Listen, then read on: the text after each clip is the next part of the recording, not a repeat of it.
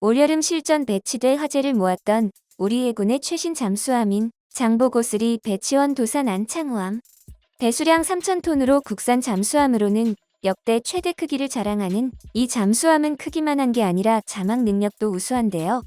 21이 넘게 자망이 가능해 핵잠수함을 제외한 재래식 잠수함 중에서는 세계에서 가장 오래 자망할 수 있습니다. 이를 가능하게 한 원동력은 동력원으로 사용된 국산 수소연료 전지인데요. 세계적으로도 인정받는 잠수함을 만들 수 있게 해준 우리 수소연료 전지 기술의 우수성에 대해 자세히 알아보겠습니다.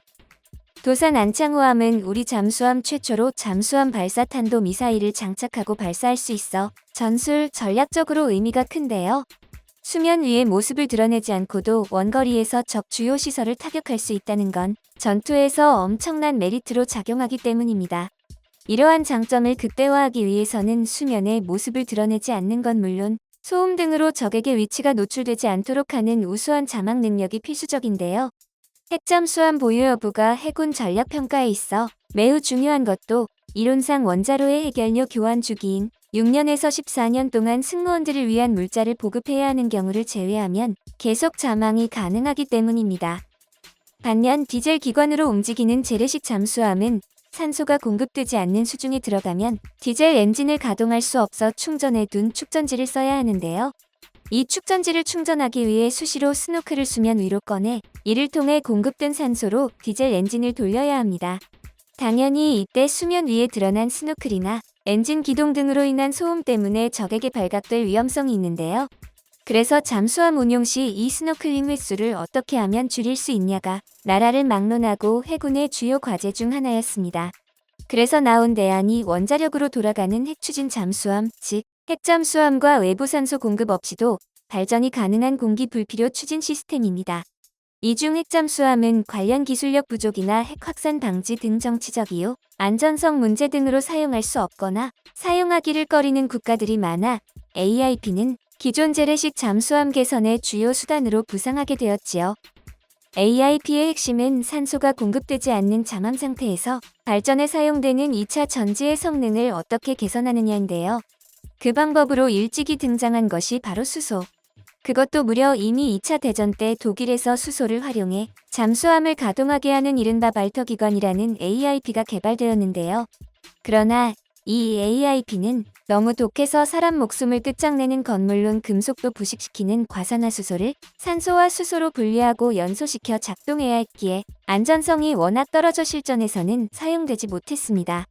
다행히 현대에는 기술이 발전해 이런 단순 무식하고 위험한 방식의 AIP를 만들지 않아도 되는데요. 리튬 전지나 원자력 전지, 천연가스 연료 전지, 그리고 이번 영상의 주인공이라 할 수 있는 수소 연료 전지 등 안전성에 있어 발터 기관과 비교하면 신뢰인 AIP가 여러 개발되었거나 개발 중입니다. 이중 수소 연료 전지는 이미 1950년대부터 관련 기술 연구와 개발에 앞장선 독일의 지멘스 그룹에서 세계 최초로 잠수함용 연료 전지화에 성공해 사실상 독과점 상태나 마찬가지였는데요.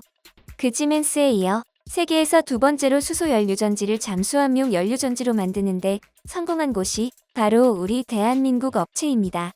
그리고 그 성과의 결정체가 도산 안창호함이고요.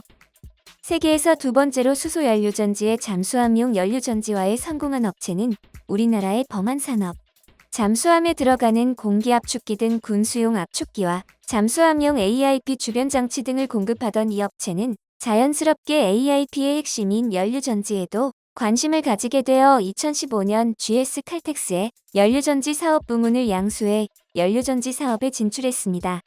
그 후 자사가 이미 보유하고 있던 압축기 유체 제어 기술과 GS 칼텍스가 갖고 있던 연료전지 기술을 결합해 잠수함 및 선박용 AIP 수소 연료전지를 만드는 데 성공했는데요. 발전 용량에 따라 세 종류로 분류된 이 연료전지 중 가장 큰 80에서 150kW급의 PH1 타입이 도산 안창호함의 AIP에 쓰일 연료전지로 채택된 를 탑재하게 되었습니다. 도산 안창호함 이전에 만들어진 잠수함들도 AIP의 수소연료 전지를 사용했지만 모두 지멘스에서 만들었는데요.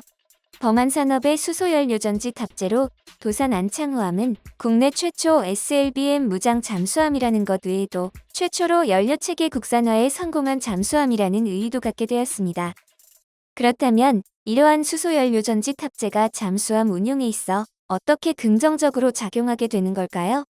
수소연료전지는 액화 수소와 산소를 투입해주면 그 뒤로는 스노클링 등으로 외부에서 산소를 추가로 공급해주지 않아도 전기 생산이 계속 가능합니다.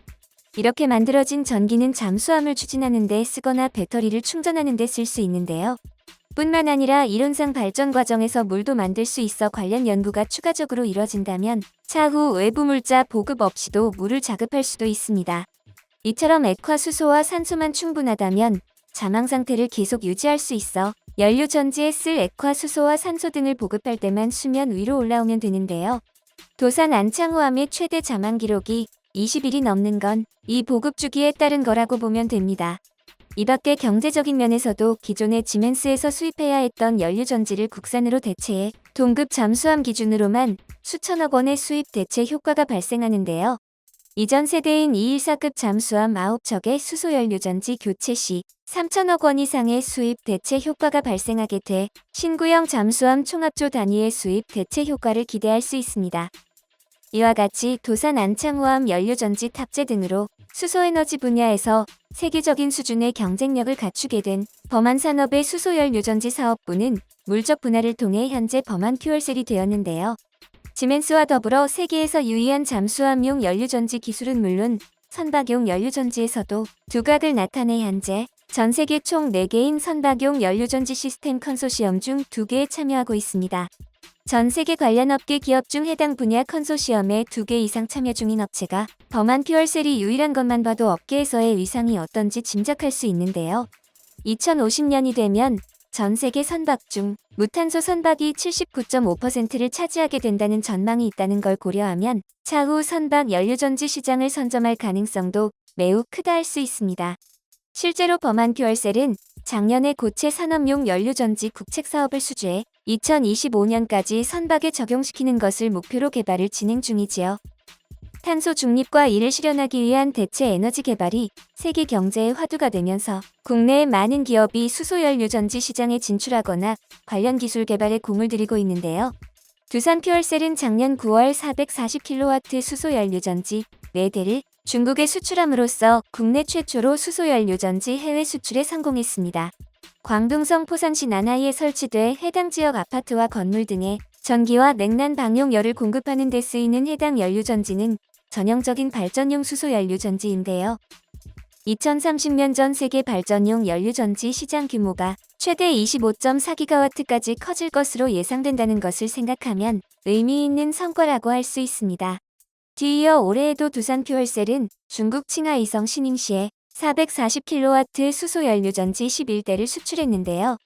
수출에 그치지 않고 설치와 시운전, 장기 유지 보수 등도 담당해 중국 시장에서 입지를 확대할 계획입니다. 두산만 아니라 현대도 지난달 말 제주형 그린 수소 글로벌허브 구축 계획 발표 행사에 참석하는 등 수소 발전 사업에 큰 관심을 보이고 있는데요. 현대로템은 내년 말 개발 완료를 목표로 95kW 수소연료전지 4개를 탑재한 수소전기 트램을 개발하고 있습니다. 수소전기 트램은 기존 열차들과 달리 운행 중 대기 오염물질이나 온실가스 등을 배출하지 않아 친환경 교통수단으로 각광받고 있는데요. 트램 외에도 내년부터 수소 시내버스를 제주도에 보급할 예정이고 수소 승용차용 이동형 수소 충전소도 도입할 계획입니다. 같은 계열사인 현대자동차도 작년 수소 비전 2040을 발표해 내년 3세대 연료전지를 선보이고 2030년 수소전기차 가격을 일반 전기차 수준으로 낮춰 2040년을 수소에너지 대중화 원년으로 삼겠다는 포부를 밝혔는데요. 그 포부가 허풍이 아님을 증명하기라도 하듯 지난달 열린 수소산업 전시회 H2 및 2022에서 수소전기 트럭 청소차와 수소전기 경찰버스 등 수소에너지를 활용한 특장차들을 여러 선보였습니다. 특히 경찰용 차량의 경우 올해 말 실증 운행을 실시해 내년부터 판매할 계획이라고 하네요. 앞서 언급한 범한퓨얼셀의 사례에서 알 수 있듯 대기업 외 업체들도 수소에너지 시장 진출에 앞장서고 있는데요.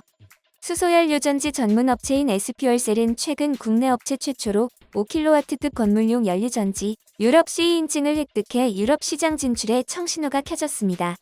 해당 업체가 제작한 건물용 연료전지 시스템은 체코의 국영인증기관 SGU 인증 시험 결과 40.5%의 발전 효율을 기록해 저온형 고분 자전해질 연료전지 시스템 기준 세계 최고 기록을 달성했는데요. 이번 인증 획득을 바탕으로 S퓨얼셀은 2030년까지 유럽 시장에서 약 2,500억 원의 매출을 달성하는 것을 목표로 삼고 있습니다. 이는 2030년 유럽 시장 전망치의 약 10%에 달하는 건데요. 우크라이나 전쟁 등으로 천연가스를 비롯한 기존 에너지원의 대체제를 유럽이 찾고 있는 만큼 앞으로 새로운 수출 시장이 될 것으로 보입니다.